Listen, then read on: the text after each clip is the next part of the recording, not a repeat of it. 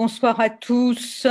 Je suis très heureuse de vous retrouver à la fin de pour le dernier chapitre de ce colloque riche et passionnant. Alors, la tâche qui nous a été confiée pour cette dernière table ronde, c'est d'aborder l'aspect humain, l'aspect personnel de Claude Vigée, ce qui sur le papier était tout à fait logique.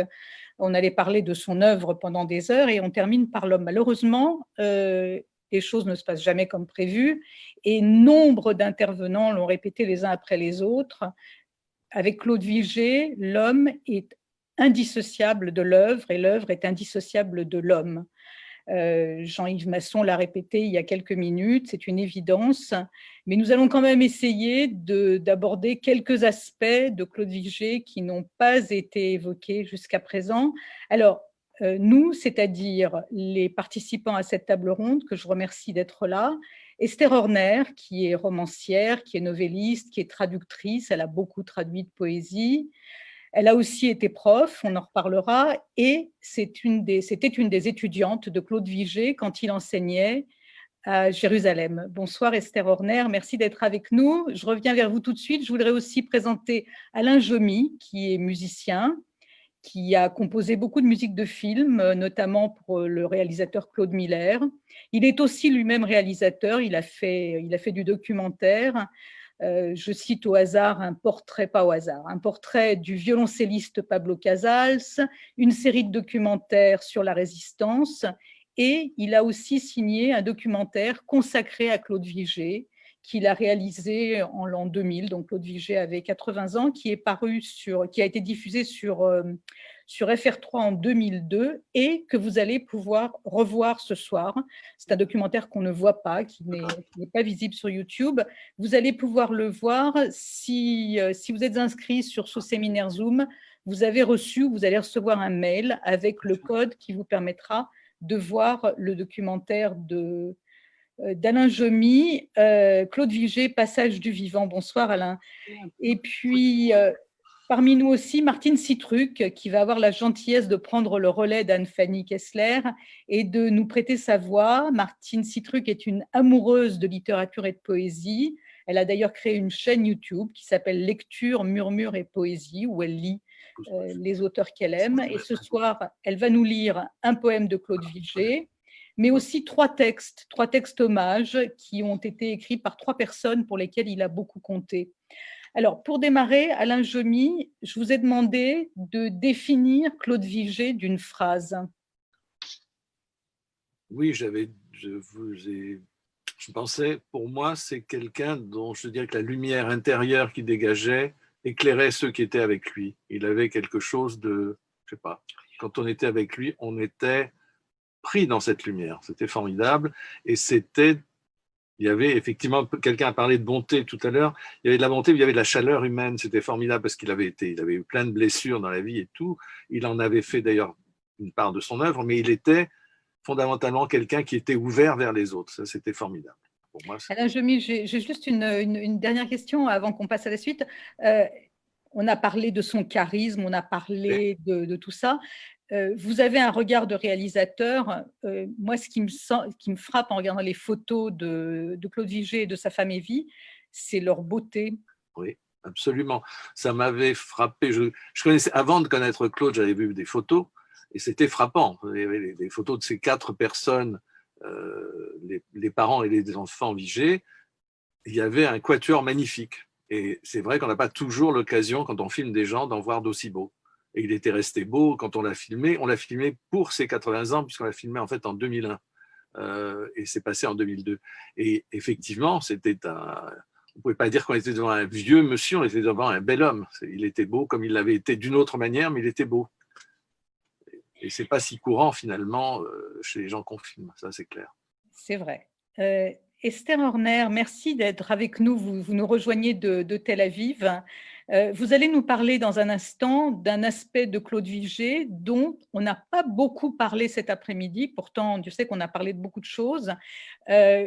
C'était un professeur passionné, passionnant et charismatique, m'avez-vous dit. Oui. Claude Vigée est arrivé comme il a été dit, dans les années 60, ou en 1959 ou en 1960, il est arrivé à l'université de Jérusalem. Et tout à coup est arrivé quelqu'un qui parlait d'autre chose. Jusqu'alors, bon, on avait plus ou moins entendu parler du 19e siècle, mais le 20e siècle n'existait pratiquement pas. Et voilà que lui, il arrive et il nous parle de Camus et de Mallarmé, qui avait entendu parler de personnes pratiquement, enfin, nous, je veux dire, les étudiants. Et puis, pas seulement ça, il nous a aussi initiés à Molière et aussi à Pascal. Il parlait énormément de Pascal, c'était très important pour lui. Tout ça, ça a été une révélation. Tout à coup, on découvrait que la littérature, c'était vraiment quelque chose qui nous concernait directement. Esther, je voudrais que pendant cette rapide table ronde, on aille chronologiquement, donc je vais revenir en arrière et je reviendrai à vous tout à l'heure si vous le voulez bien. On l'a dit, on l'a répété, c'était très important pour Claude Vigée, son enfance alsacienne, il a grandi à Bischwiller. On a aussi parlé de l'importance de l'alsacien et du judéo-alsacien. Alors, Martine Citruc, vous allez nous lire un texte d'un ami de Claude Vigée qui a beaucoup fait pour qu'il continue à vivre dans la conscience collective, qu'on connaisse mieux son œuvre. C'est Alfred Dott, qui était instituteur ou professeur des écoles, comme on dit maintenant. Il est aussi photographe, il préside ce qu'on appelle le GRAPH, le groupe de recherche et d'action photographique à Bischwiller. On lui doit beaucoup de photos de Claude Vigée, mais le lien profond qui les unissait, c'est justement la ville natale de Claude Vigée. Et l'une des clés de leur amitié, c'est cette langue, ce dialecte, l'alsacien. Alors, Martine Citruc, le texte que nous a envoyé Alfred Dott. Oui, bonjour. Comme tous ses fidèles auditeurs, il ne me sera désormais plus possible d'entendre Claude Vigée de vive voix. Il me faudra me résoudre à l'interroger par le truchement de ses écrits, ses nombreux enregistrements audio et vidéo qui peuplent mes étagères. Si les gens qui ne connaissent pas encore son œuvre savaient combien cette pensée totalement indépendante peut les aider à repenser leur intériorité et leur rapport au monde, ils se précipiteraient comme un seul homme vers la soixantaine d'ouvrages dont il est l'auteur et au moins autant de publications sur lui. Heureusement qu'elles existent toujours virtuellement, ces émissions de France Culture ou France 3, ces lectures à la Sorbonne ou à Kléber, ou ces rencontres à Karlsruhe ou chez Armand Peter. C'est un travail qui reste à faire que de transcrire ces documents pour compléter ce témoignage lucide et pénétrant sur un XXe siècle et son ouverture vers notre angoissant aujourd'hui. C'est depuis le sable de Bischwiller que monte maintenant la puissance de son esprit. Du rien que naît le tout, à l'image de la forme antithétique qu'on retrouve dans ses titres. Le parfum et la cendre, l'extase et l'errance, les portes éclairées de la nuit, danser vers l'abîme. Sans à aucun moment se départir de la lucidité de son regard sur ses concitoyens, il n'a jamais affiché une quelconque suffisance et a toujours marqué une sincère empathie à leur égard. De la même façon, il a gardé une indéfectible déférence à sa langue natale, qu'il a défendue et servie comme personne. Jusqu'à la toute fin, il avait grand plaisir à converser avec moi au téléphone. Ouf Elsässisch, en alsacien. On me demande souvent de raconter quelques souvenirs vécus avec lui. Outre les formidables occasions de rencontres et les opportunités d'exercer ma passion pour la photographie, je crois que les moments les plus marquants pour moi ont été d'abord notre correspondance entre Jérusalem et Bischwiller pour sortir La Maison des Vivants, édition Nuée Bleue, et Le Grenier Magique, une sorte d'illustration de panier de houblon. Puis lorsque j'ai cohabité chez lui après le décès de son épouse, Evie, pour copier ses albums de photographie dans son appartement parisien, où nous avons eu des échanges mémorables. Revenant un jour du parc du Ranelagh, en passant sous la statue de La Fontaine, il cite celui-ci. Chacun se dit ami, mais fou qui s'y repose. Rien n'est plus commun que ce nom, rien n'est plus rare que la chose. La fidélité, la bienveillance et la simplicité sont aussi, je crois, le fondement de la personnalité de Claude Vigée. Merci beaucoup, Martine, pour ce très joli texte qui nous a été envoyé par Alfred Dott. Alain Gemie, je voudrais revenir vers vous. Quand vous avez rencontré donc Claude Vigée pour ce projet de documentaire, hein, est-ce que la première approche a été difficile ou bien est-ce que vous l'avez trouvé accessible, ouvert, parlant facilement? Non, ça n'a pas été difficile. J'ai eu une chance formidable. D'abord parce que j'avais proposé le sujet. J'ai vu qu'il allait avoir 80 ans. Je me suis dit, il y a eu un film il y a 20 ans.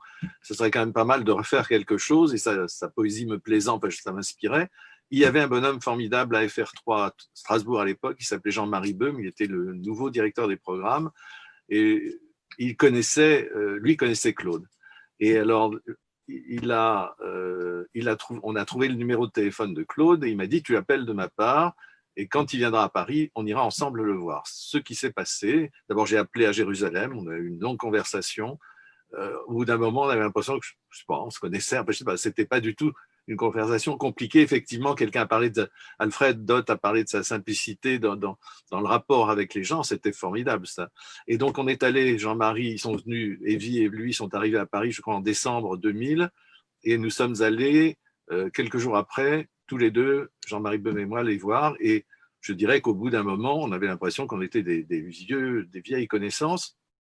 Il avait une façon, effectivement, une empathie formidable. On était, je sais pas, on avait l'impression que d'abord on était écouté, mais en plus il y avait de la bienveillance chez ce monsieur.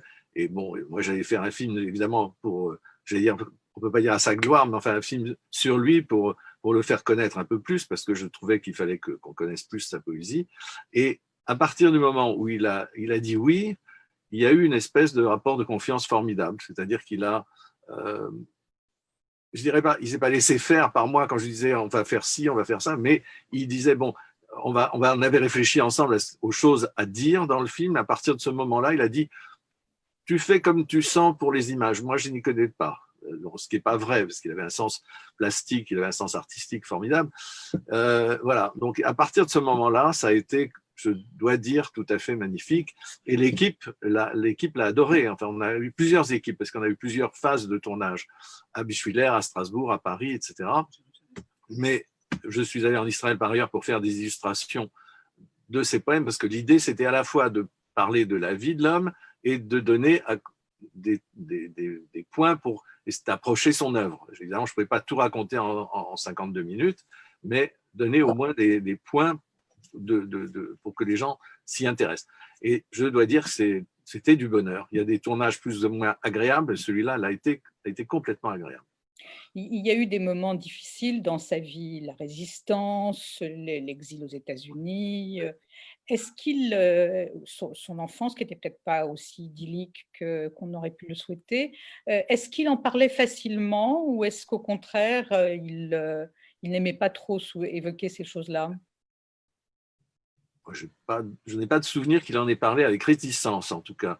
Il a évoqué son enfance. Effectivement, il était enfant d'un couple qui est dissocié. Et il a parlé surtout il y a beaucoup de déchirements dans sa vie. C'est-à-dire il était très bien à Bischwiller, il était dans une espèce de cocon familial formidable, et puis il a fallu quitter Bischwiller. Ça a été le grand déchirement, en fait, le grand moment pour passer à un autre chapitre qui était, bon, il a été à Strasbourg, c'était très bien, mais après, évidemment, il y a eu la guerre et il y a eu l'exode, il a fallu partir, donc il s'est déplacé, lui qui aurait probablement plus aimé à ce moment-là, probablement ne pas bouger trop, il a été obligé de bouger, et jusqu'à Toulouse. On sait qu'il a participé à la résistance juive à Toulouse avant de partir aux États-Unis, et ce qui, moi, me troublait, m'intéressait, c'est qu'il est probablement la seule personne que j'ai jamais rencontrée de tous les gens qui ont eu envie ou qui ont pu quitter la France ou l'Europe pendant la guerre pour aller en Amérique. Il est le seul qui a vécu ça vraiment comme un exil. Beaucoup ont vécu ça comme une sauvegarde. Lui, il a dit, bon, il n'a pas aimé tellement, en fait. Il s'y est installé, il y a enseigné, etc. Il a terminé des études, il a enseigné, mais ce qui était formidable, c'est qu'il a raconté comment il a été invité pour un temps provisoire d'abord à Jérusalem comme professeur invité, et comment cette invitation provisoire s'est transformée en un séjour de 40 ans. Attendez, vous lui avez sûrement Pardon ? Revenons aux États-Unis. Vous lui avez sûrement demandé ce qu'il n'aimait pas aux États-Unis, puisque comme vous le dites, la plupart des gens sont très heureux de s'intégrer aux États-Unis, surtout à cette époque-là, en pleine guerre. Oui, oui. C'est la langue, c'est… Non, la langue, je ne crois pas que la langue lui posait de problème. N'oublions pas que c'était quelqu'un qui était déjà bilingue au départ. Je veux dire, quelqu'un qui est bilingue au départ, a priori… on sait d'ailleurs même, je crois qu'il y a des études neurologiques qui ont été faites là-dessus, les enfants bilingues sont doués pour des tas d'autres langues.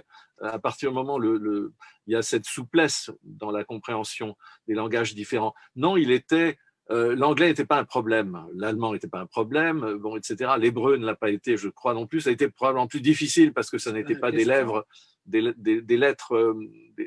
européennes, bon, latines. Mais ce qu'il n'aimait, je crois qu'il n'a pas aimé tellement, c'était, comment je dirais, c'était pour lui, en tout cas, il était comme, moi j'ai l'impression que je le sentais quand il parlait d'Amérique, comme s'il était sur une île et qu'autour de lui, c'était pas extraordinaire l'océan qui entourait cette île. Je sais pas, il n'a pas parlé, on a peu parlé de ça, il n'a pas parlé d'antagonisme, il n'a pas parlé d'accueil, au contraire, l'accueil, je crois, n'a pas été si mauvais, mais une fois posé le fait qu'ils ont été sauvés, lui et sa mère, après le reste, c'est que c'est là qu'il a épousé Evie, si mes souvenirs sont bons. Et une fois ceci posé, le reste, il passait assez vite là-dessus. Hein. Alors j'ai quand même une dernière question sur cette période. Oui. On l'a entendu, il voulait devenir médecin au départ. Oui, et arrivé aux États-Unis, il a renoncé à faire des études de médecine pour faire des études de lettres. Il vous a expliqué pourquoi ? J'imagine que vous lui avez posé la question. Non, non, ça, je dois dire qu'on n'a pas posé cette question. Et honnêtement, je n'ai pas la réponse non plus là. Bon, alors, on va revenir tout de suite. Je vais revenir tout de suite à vous, mais d'abord, je l'ai dit, je voudrais avancer chronologiquement. Et donc, je voudrais vous faire écouter un deuxième hommage à distance. On est en 1960, Claude et Evie Vigée partent avec leurs enfants en Israël. Claude Vigée, on vient de le dire, est appelé là pour enseigner. Et le deuxième hommage évoque l'influence qu'il a eue sur une génération d'étudiants. C'est une lettre qui va nous lire de nouveau Martine Citruc, et je la remercie. Une lettre de Jean-Luc Alouche. Alors Jean-Luc Alouche, pour ceux qui ne le connaissent pas, il a longtemps été journaliste à Libération, il a été rédacteur en chef à Libération, il est passé ensuite à la traduction, il écrit et il traduit beaucoup, il a traduit notamment David Grossman, il a traduit Aleph Bet Yehoshua, et c'est aussi un ancien étudiant de l'Université hébraïque de Jérusalem où il a eu, lui aussi, comme prof, Claude Vigée. Martine Citruc, je vous laisse lire la lettre de Jean-Luc Alouche. Comment j'écris ? C'est simple. Je me balade tout le temps avec des bouts de papier dans mes poches et je note là-dessus les idées qui me viennent, même la nuit, dans mon pyjama quand je vais pisser.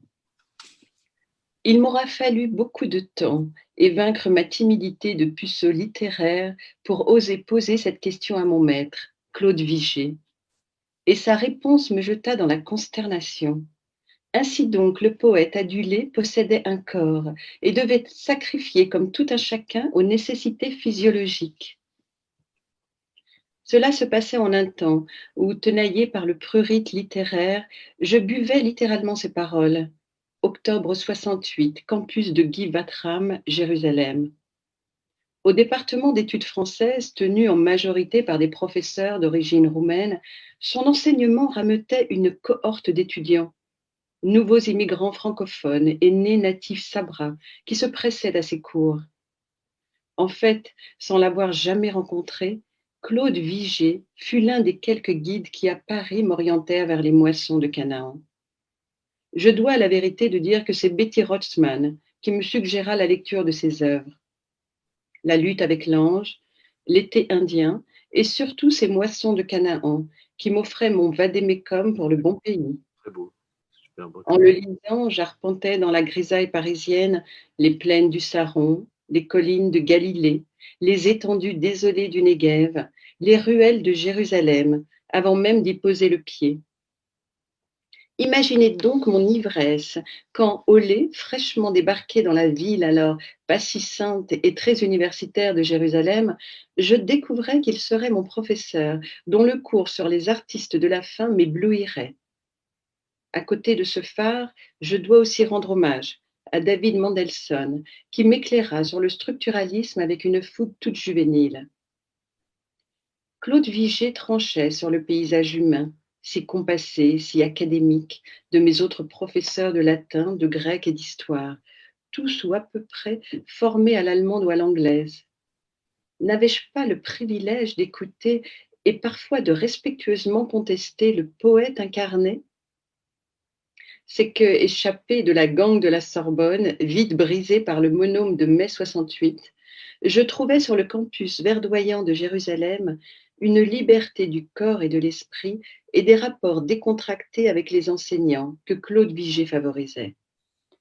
Car il était tout, sauf confit dans la dévotion due au prestige de la littérature. De même qu'il battait en brèche le romantisme morbide du poète crevant de faim au nom de sa mission éthérée, de même nous invitait-il à célébrer la vie, de la goûter jusqu'à l'ivresse, de saluer la caresse brûlante du soleil sur nos épidermes encore trop blancs, de célébrer le retour à Sion, non comme dans les clichés de la propagande, mais de s'y plonger comme dans les flots de la Méditerranée ou dans les eaux vives d'En-Guédi. Je le revois s'avancer sur cette pelouse qui nous invitait à l'indolence. La tête auréolée d'une crinière blanche moins apprêtée que celle de Ben Gourion. Je l'entends, tout feu, tout flamme, énoncer, mieux, prier son cours, en détachant chacun de ses mots avec un mouvement goulu des lèvres, surtout lorsqu'il recourait à l'hébreu pour nous faire ressentir l'irrémédiable différence entre les génies français et juifs et leur mystérieuse harmonie. Une tradition talmudique affirme que les chachamim, les sages, n'ont pas besoin d'éloges funèbres, car leurs œuvres témoignent pour eux. Et pour autant, j'ose souhaiter. Trouve ton juste repos, Maury vers Rabbi Vigée, sage d'Alsace et de Jérusalem. Merci beaucoup, Martine. C'est donc un texte signé Jean-Luc Alouche, ancien étudiant de Claude Vigée à Jérusalem, comme vous, Esther Horner.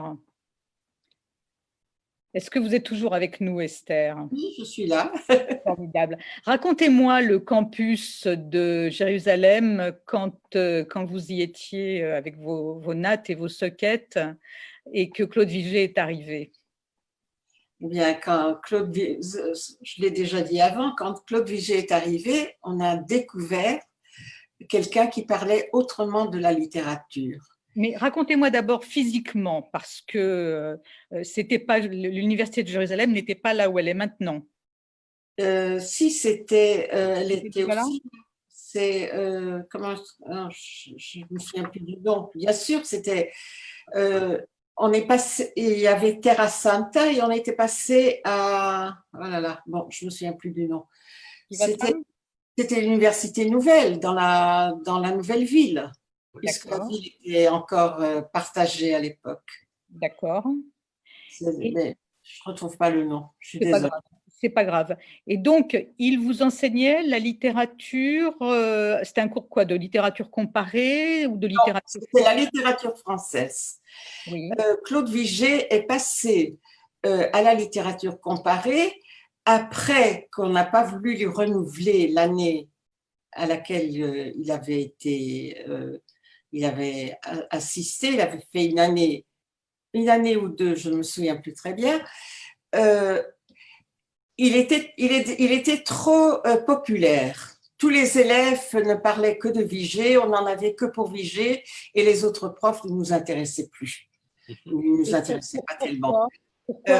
Parce que c'était des profs traditionnels, et tandis que lui, il est venu, c'était la nouveauté.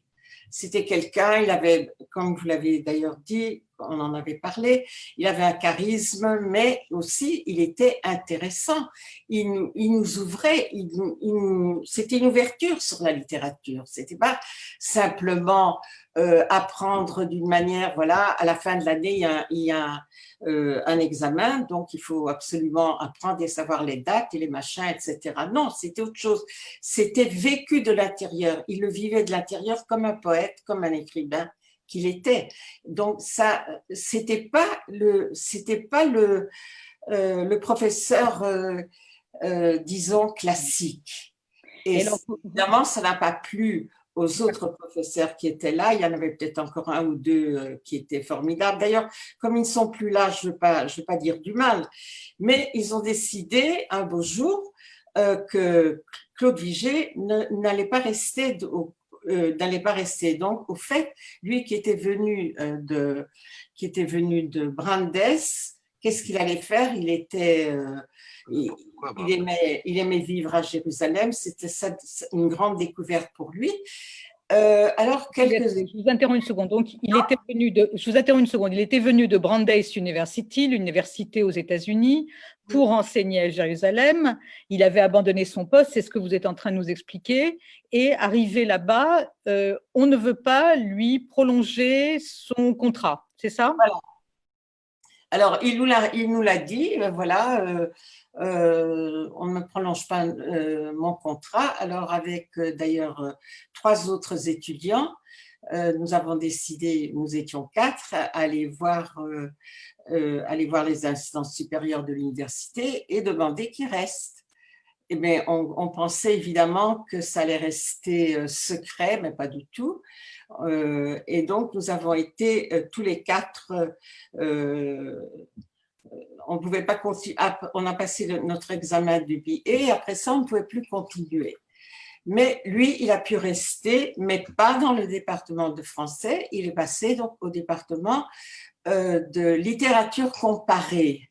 Et tous ceux qui ont parlé, ce sont des gens qui ont déjà étudié en littérature comparée. Alors, l'autre lien que vous aviez avec lui et que peu de gens ont eu, c'est que vous enseigniez l'hébreu à ses enfants, c'est ça? Oui, c'est-à-dire, donc moi j'étais en année sabbatique, j'enseignais dans le primaire et j'étais en année sabbatique, c'est-à-dire je m'étais prise une année sabbatique pour pouvoir préparer mon BA. Et il m'a demandé un jour, est-ce que vous seriez prêt à enseigner l'hébreu à mes enfants? Donc, toute la famille venait d'arriver en Israël. Ils venaient d'arriver. Donc, je suis venue chez eux, j'ai été présentée à Evie et évidemment aux 2 enfants, à Daniel et à Claudine. Daniel devait avoir pas plus que 8 ans, Claudine quelques années de plus, peut-être 12 ans, je ne sais plus très bien. Et donc, je leur ai enseigné l'hébreu, je venais pratiquement tous les jours. Et c'est là qu'est née une très, très grande amitié entre Evie et moi, qui avait à l'époque, pour moi, elle était, on peut dire, une grande sœur. Elle avait 14 ans ou 15 ans de plus que moi. C'était une grande différence parce que j'avais à cette époque, je devais avoir 23, 25 ans. Et donc, elle aussi m'ouvrait un autre monde. Alors, elle, par exemple, c'était aussi c'était une grande mélomane. Elle pouvait écouter de la musique pendant des heures et des heures. On n'a pas tellement parlé musique, mais on a parlé de femme à femme. Pour moi, ça a été vraiment quelque chose de tout à fait nouveau. Une dernière question, Esther, et puis je reviendrai vers vous plus tard. On sait, on a parlé tout à l'heure qu'ils étaient pas très, enfin lui en tout cas, Claude Vigée n'était pas fou amoureux des États-Unis. Est-ce que vous avez l'impression qu'avec Israël c'était différent? Ah oui, pour Israël, pour lui, ça a été vraiment quelque chose d'extrêmement profond. C'était ses racines. Il avait ses racines alsaciennes, il en a beaucoup parlé, mais c'était ses racines juives qu'il était en train de retrouver, bien sûr qu'il était juif, il enseignait d'ailleurs dans une université juive, c'est pas ça, mais ici il pouvait se développer différemment. Et d'ailleurs, tout le long de cet après-midi, on en a parlé. Il a étudié le judaïsme, il a étudié avec Manitou, avec d'autres. Il a certainement connu aussi André Neher, parce qu'on y voit des influences d'André Neher dans ce qu'il a pu écrire après. Mais quand même, on va pas c'est très important pour lui. Bien sûr, mais on va pas quand même la société israélienne dans début des années 60 était un peu provinciale quand même. Est-ce qu'elle lui a ouvert les bras? Est-ce qu'il lui a été facile de s'intégrer, ou est-ce que c'était un peu plus compliqué que ce qu'on peut imaginer? Écoutez, il se retrouvait là, finalement, il habitait juste en face de Ben Gurion et de Paula, la femme de Ben Gurion, qui racontait sa vie à Evie. À côté de lui, de l'autre côté, il y avait la poétesse, la grande poétesse, les noms évidemment. Vous me l'avez dit, Léa Goldberg. Voilà, Léa Goldberg, ils se parlaient. Je sais qu'ils avaient aussi des rapports avec Yehuda Amichai. Je pense que ils ont dû connaître beaucoup de monde. Ça, moi, je n'étais pas tellement, je pouvais pas. Moi-même, j'étais une petite fille qui ne connaissait rien de tout ça, donc ça ne m'épatait pas particulièrement. Mais je sais que Evie, ça l'amusait beaucoup que Paula pouvait raconter que le plombier n'était pas venu, et elle sortait de la maison et en face, elle se mettait à parler. Donc, il y avait tout ça devait beaucoup leur plaire, et lui plaire à lui, à Claude Vigée. Il avait beaucoup d'humour. Et est-ce qu'il est rentré dans la société israélienne comme il était plus tard dans la société française? Ça, je ne pourrais pas le dire. Esther Horner, on va revenir à vous. On a une dernière lecture, une lettre qui nous a été envoyée par Heidi Trenlin, qui est une spécialiste de la poésie alsacienne, qui a consacré sa thèse justement à la poésie alsacienne de Claude Vigée, et qui les a bien connus, Evie et lui, après leur retour en France.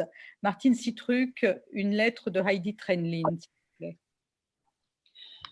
Claude Vigée repose maintenant auprès des siens, dans le petit cimetière juif de sa Jérusalem d'Alsace, réuni au faisceau des vivants selon la tradition biblique, avec ceux de la génération des artistes qui ont vécu les terribles années de jeunesse pendant la Seconde Guerre mondiale. André Weckmann, Adrien Fink, Konrad Winter, Tommy Ungerer et beaucoup d'autres. Nous entendons sa voix dans ces quelques vers extraits du Grenier magique de 1998. À ceux que mon cœur aime, merci, chers compagnons des rires et des larmes. Merci les mains tendues. Et puis adieu, adieu. J'ai rencontré Evie et Claude Vigée pendant leur séjour parisien dès la fin des années 80, parfois le dimanche à l'heure du thé. Plus tard, et jusque dans son grand âge, Claude était présent aux rencontres poétiques, aux colloques, aux assemblées générales organisées par les lecteurs, les étudiants, les professeurs et les amis de son œuvre. Il était toujours attentif et accueillant, savait donner et recevoir, lire ses poèmes en toutes circonstances. Les vraies rencontres avaient lieu en chemin, dans un temps éternel, présent et circonstancié. Elles m'ont initié à l'écoute, à la connaissance et à la reconnaissance mutuelle. Vigée a souvent dédicacé ses textes à ses amis, comme Les Orties Noires à son ami alsacien Adrien Fink, à beaucoup d'autres aussi dans le recueil Le Passage du Vivant, par exemple. Tous ces livres m'apparaissent comme des sortes d'albums de famille, par l'adresse redoublée, individuelle et collective, laissant entendre l'importance de l'oralité dans son art d'écrire. Alignés comme des petites tombes muettes sur les étagères de nos bibliothèques, comment ne pas se souvenir de l'humour du poète juif et alsacien, de sa compréhension de la double culture marquée par le mépris et le déni à travers les siècles. Le défi du poète? Il sera toujours temps de nous taire, quand notre bouche béante sera bourrée de terre. Toute son œuvre porte les traces et les échos d'une lutte qu'il a interprété pour nous par le chant et la danse sur un fil. Car son œuvre était sa vie, et sa quête un retour aux sources d'eau et de lumière, pour la réjouissance à travers le rire et les larmes. Merci Martine. On vous retrouve tout à l'heure, dans quelques minutes, pour un dernier poème de Claude Vigée. Alain Jomy et Esther Horner, je voudrais qu'on consacre les quelques minutes qui nous restent à vos impressions de Claude Vigée, personnage à la fois lumineux, solaire, mais aussi complexe, si je peux résumer tout ce que j'ai entendu cet après-midi. C'est votre impression aussi, Alain? Ah, oui, je suis en sourdine. Attendez, il faut que je réactive mon micro. Oui, réactivez votre micro. Est-ce que vous êtes d'accord avec l'idée que c'était un personnage beaucoup plus complexe que qu'on pourrait penser à la première impression? Oui, ça c'est derrière cette harmonie magnifique je ne dis pas qu'il affichait parce qu'elle n'était pas fausse, mais qui était la première chose qu'on voyait et parce qu'il dégageait cela, il y avait des doutes, ça c'est sûr, mais il y avait surtout, il y avait de la tristesse, c'est-à-dire il parlait aussi d'ombre et de lumière, il parlait sans arrêt d'ombre et de lumière d'ailleurs. Je ne dis pas à chaque moment d'une conversation, mais c'est vrai que ça revenait. Et quand on lit quand on lit même Le panier de houblon, quand on lit La lutte avec l'ange, il y a toujours quelque chose effectivement qui est en dessous, c'est de la polyphonie. Quelqu'un a parlé des vies et de son goût de la musique. Elle était effectivement très, très mélomane, mais lui aussi, on a beaucoup parlé de musique, en fait, quand on s'est vu en dehors des tournages, parce qu'on a continué à se voir après le film. Il y a de la polyphonie, c'est-à-dire il y a d'une part une mélodie très, très ample, belle, lumineuse, tout ça, et il y a un accompagnement aussi en filigrane, il y a aussi une autre mélodie beaucoup plus, comment dirais-je, plus triste que sombre d'ailleurs.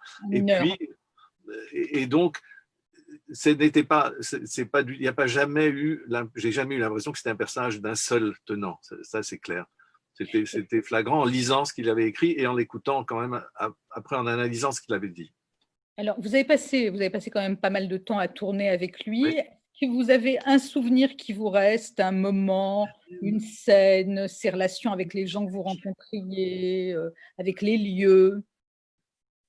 Quand on était à Bischwiller avec lui, parce qu'on a tourné, les entretiens qu'on a fait, on en a fait un en extérieur à Bischwiller devant sa maison natale, mais après on l'a chez Claudine, chez sa fille et son gendre à Strasbourg, et puis ensuite à Paris, rue des Marronniers. À Bischwiller, soudain, il y avait quelque chose qui revenait, effectivement, l'homme de 80 ans avait quelque chose de l'enfant qu'il avait été ou de l'adolescent, puisque je crois qu'il est parti à Strasbourg à 15 ans, il me semble. Mais il y avait, il y avait ça, et puis c'était un moment où, comment je dirais, ils étaient partis de Jérusalem, où ils avaient quand même passé 40 ans, moins les vacances où ils revenaient en Europe. Il en restait beaucoup et il y avait toujours beaucoup comment dirais-je, d'inquiétude. Oui, la situation il se faisait, comment dirais-je, la situation ne lui plaisait pas, il était inquiet. En fait, il n'est retourné qu'une fois d'ailleurs, je crois, quand il y a eu une série d'émissions de France Culture qui a été faite sur lui, avec lui. Evie n'est jamais retourné dans mon souvenir. Et c'était les seules fois. L'appartement après était resté fermé, je ne sais pas ce qu'il a. Mais c'était, comment je dirais, oui, il avait de l'inquiétude pour Israël et en même temps, ça ne paraissait, enfin, ça paraissait quand on abordait ce sujet. Je veux dire, ce n'était pas les sujets habituels auxquels on s'attaquait avec lui. Je ne sais pas comment dire. Moi, je n'ai pas eu tout le passé avec lui. Par exemple, ce qui est dommage, c'est qu'Alfred Dott, effectivement, n'ait pas pu participer parce qu'Alfred le connaissait d'une autre manière. Il était tout ce que Bischwiller pouvait apporter à Claude Vigée, c'est Alfred Dott qui pouvait le lui rappeler et qui a fait des travaux formidables sur lui. J'ai une dernière question à vous poser. Est-ce que vous aviez le sentiment qu'il trouvait normal qu'on lui consacre un documentaire, qu'il en était surpris, qu'il en était heureux, comment est-ce qu'il a réagi à votre demande? Écoutez, il n'a pas hésité en réalité. C'est-à-dire, il a dit, quand on est venus tous les deux, Jean-Marie Beume et moi, à la fin de la conversation, c'était oui, d'accord. bon, comment vous envisagez à ce moment-là? Il me disait, vous, moi j'ai toujours eu du mal j'ai pas réussi à le tutoyer, mais lui m'a tutoyé très vite. Mais bon, une fois que je lui ai dit ça, je dois dire que c'était formidable parce il a fait confiance. Je lui expliquais ce qu'on allait faire, mais il faisait confiance. Et après, il est venu, bon, quand le film était terminé, il n'a jamais voulu voir une seule image avant. Et quand il est venu, après, à l'époque, il y avait encore des cassettes VHS, donc j'avais fait faire une copie VHS. Je suis allé chercher Evie et Claude chez eux et je les ai ramenés à la maison et on a projeté le film pour eux. Puis on a attendu. Et puis, c'est mon épouse qui me l'a rappelé et il m'a dit à ce moment-là, vous avez fait une œuvre. Je dois dire, venant de lui, évidemment, j'étais plus qu'heureux, mais c'est vrai que enfin, d'une certaine manière, on a dialogué en faisant ce film. Merci Alain Jemy. Je rappelle que nous pouvons tous voir votre film à partir de 20h. Il faut simplement vérifier l'email que vous avez reçu avec un nouveau code pour vous connecter à Zoom. Alain Jemy, Esther Horner, je voudrais un dernier mot pour conclure cette table ronde. Si vous deviez en quelques mots résumer l'impact que Claude Vigée a eu sur vous, parce que vous êtes devenue romancière, vous êtes devenue traductrice, est-ce que vous pensez que sans lui, votre vie aurait suivi la même trajectoire? Je pense que ce qui a été très important, c'est que finalement, comme je n'ai pas pu vraiment à l'époque continuer des études à Jérusalem, et que je suis partie en France, j'étais partie avec une bourse pour faire un doctorat que je n'ai pas fait. Finalement, rien ne pressait pour moi de rentrer et en fait, je suis restée 20 ans en France et c'est là que finalement, tout ce qui s'est passé après pour mon écriture, pour ça s'est fait là. Donc, d'une certaine manière, mais d'une manière détournée, il a été très important dans ce sens. Mais je ne dirais pas que c'est grâce à lui que je suis devenue écrivain, parce que c'est autre chose. Ça, c'est déjà un autre sujet. Je ne crois pas que je peux vous répondre en 2 minutes. Voilà. Tous mes remerciements très sincères à vous, Esther Horner, à Alain Jemy, à Martine Citruc, qu'on va retrouver dans un instant pour un dernier poème de Claude Vigée. Mes remerciements aussi à Alfred Dott, à Jean-Luc Alouche, à Heidi Trendlin pour leur participation par écrit à cette table ronde. Et puis, bien sûr, mes remerciements à vous tous qui suivez ce colloque. Et j'espère que nous aurons l'occasion de reparler, de retrouver Claude Vigée à une autre occasion. Philippe Zard, je vous rends le micro.